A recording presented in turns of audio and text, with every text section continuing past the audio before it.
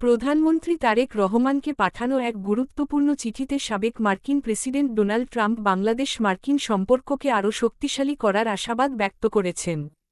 চিঠিতে তিনি বলেন, নতুন নেতৃত্বের অধীনে বাংলাদেশের অগ্রগতি ও গণতান্ত্রিক যাত্রা বিশ্ববাসীর কাছে গুরুত্বপূর্ণ বার্তা বহন করছে।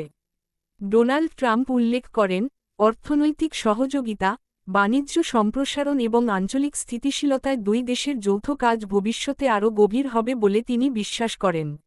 বিশেষ করে বিনিয়োগ, কর্মসংস্থান এবং নিরাপত্তা সহযোগিতার বিষয়ে একসঙ্গে কাজ করার আগ্রহ তিনি প্রকাশ করেছেন। প্রধানমন্ত্রী তারেক রহমানের নেতৃত্বে বাংলাদেশের জনগণের কল্যাণ, উন্নয়ন এবং আন্তর্জাতিক সম্পর্ক জোরদার করার প্রচেষ্টাকে তিনি স্বাগত জানান।